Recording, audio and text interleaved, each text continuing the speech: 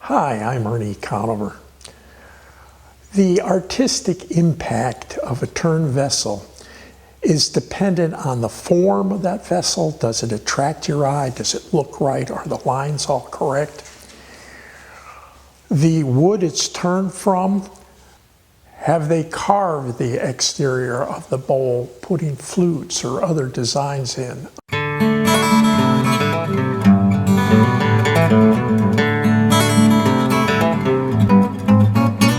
Finally, something that a maker can do is add texture to parts or all of the bowl. It could be the entire outside, the entire inside, or bands of texture at appropriate places. And that's what I'd like for us to take a look at today. One of the easiest ways to create texture on a vessel is to scrape repetitive, very light lines on the surface. And this is done with a simple V-scraper like this. It should be good and sharp. And though it sounds easy, you have to place the tool down and repetitively cut at exact intervals, often making them touch each other. So it's quite time-consuming. So we'll start here and we'll put a line like that, move over like that.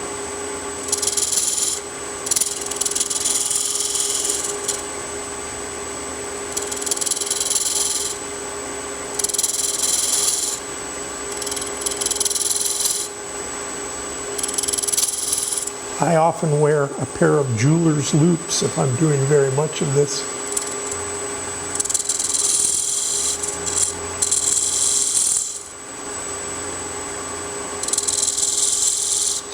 A second way to add texture is through a technique called stippling, often done by pen and ink artists by simply taking a pen and touching it down repeatedly. If you make the dots you create closer together, you can create a dark shadow where spreading them out will seem to just be light, a light colored surface or bright surface, and it gives a sense of surface. So to stipple, you can just take a common center punch like this, nice sharp one with a 60-degree point, small hammer, and you just tap it about the same weight of blow each time. And the real technique here is not to make these have any pattern to them. It has to be a random pattern. So it is quite time consuming. So there, I'm adding more and more.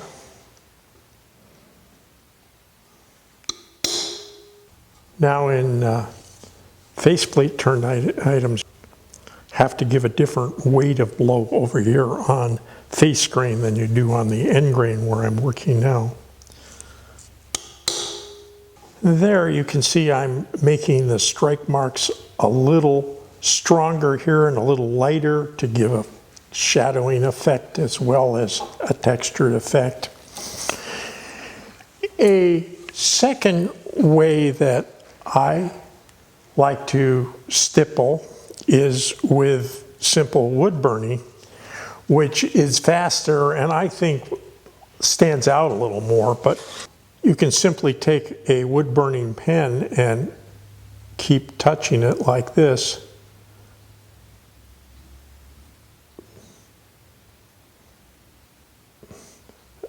This is a small ball tip. There we've stippled about an equal section here. You can also go in with a wood burning tool and actually put a dot in the bottom of every one of those center punch marks, and that can do some very interesting texture as well.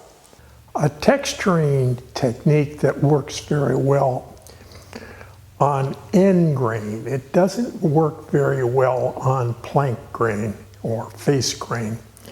So it isn't of an awful lot of use in traditional faceplate bowl turning. But for decorating the tops of hollow forms, which are end grain all through this area, It is a very nifty technique. It's used extensively by box turners because the top of a box likewise is end grain. And a chatter tool dates back to the Chinese, centuries, millennia old. And it is a thin piece of scraper blade, which is spring stock, that's a bit springy, and sharpened to a scraper edge in a dome shape, a round nose scraper. And of course has a burr. It's always delivered downhill. And by varying, you can turn this knob on this Sorby cheddar tool and change how much this protrudes out, and that changes the springiness of it. By holding this against the work here, we will get a chatter pattern in this area. If we keep it on the center line of the lathe, the chatter lines will run directly radially outward, and above or below the center line will cause them to sweep one way or the other. This is a chatter tool I made by taking a piece of old saw blade and cutting a slot in a little handle I turned and super gluing it in place. And this works about as well as this one. So let's use this one. It's imperative that you always put the handle or the shaft of the tool on the tool rest and not the tool itself or this piece of spring steel itself. So we get the lathe running to a pretty good clip. We'll put this in here.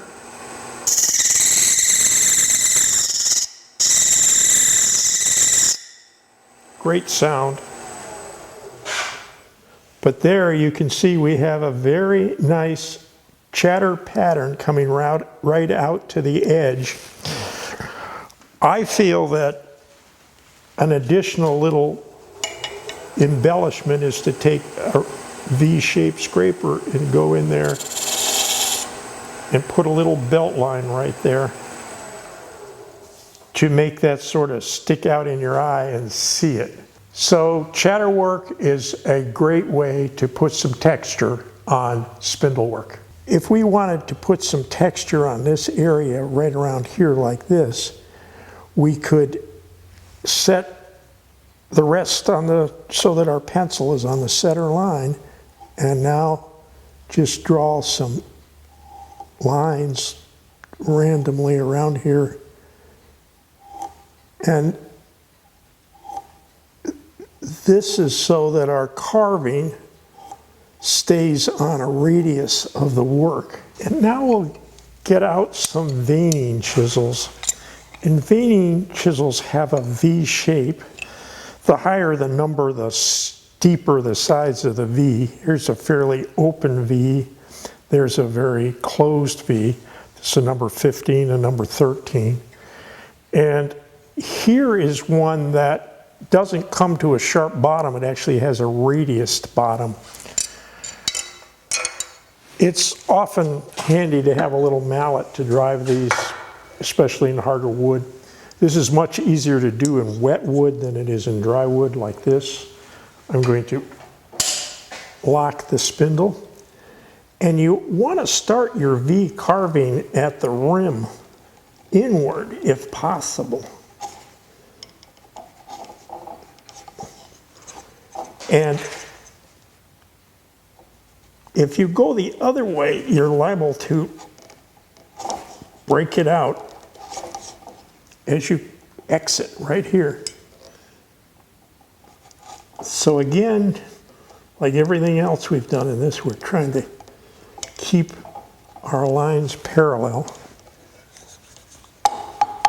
and correctly spaced. There I've done a little section now here just to show you what it looks like, but if we keep alternating back and forth and we work our way all around, of course we'd come to our stippling, but you can see that we have a very interesting surface treatment here. It's much easier to carve wet wood or an easily carvable wood like butternut or something like that than it is this maple. This is a small bowl that my good friend Al Sturt, who lives at the top of Vermont, turned from a birch burl while it was still wet right off the tree. And he very carefully scraped lines in it with a V-shaped scraper, as I showed you. And he then used this type of carving to decorate the rim. As you notice, the bowl has very steep sides, so it shows off all of this handiwork. Another texturing technique is an interesting one. It really only works with a fairly hard, physically hard wood. This is some maple. If the wood's overly soft, this won't work very well. But that is sandblasting. And although we say sand, that only industrial big sandblasting units use sand anymore. Mostly they use what's called media. This is an inexpensive one. It was about $20. And the media I use in this one is glass beads, 80 grit glass beads. And they go very well through the nozzle, and they aren't sharp. They're just kind of round beads of glass, and they'll burnish that wood and make it matte without digging into it. Some people also use carborundum powder, which is much more aggressive and will leave a very rough, weathered surface. They also sell walnut shells as media that will burnish things. I've never tried those with wood, but don't be afraid to experiment. But what I've done is taped this bowl, it's got finish on it, and I'm going to go outside now and bead blast this and make it into a matte finish. And to keep from getting any inside or damaging the inside, I'm just going to take some shavings from the floor and cram them all down in here, and that'll prevent the blasting from doing very much inside. I'm also going to wear a respirator while I do this and a face shield over my safety glasses. Let's go outside and do some blasting.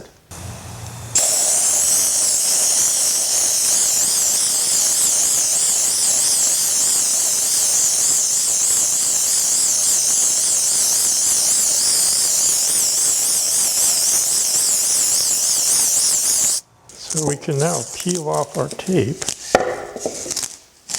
and it didn't seem very dramatic until I did remove the tape. So you can see we have a definite demarcation between a matte surface and a glossy surface, and even if we put some finish back on this, it still will look different from it here. Give textured surfaces a try. It'll add some pizzazz to your work. This is Ernie Conover saying, thanks a lot for visiting my shop today.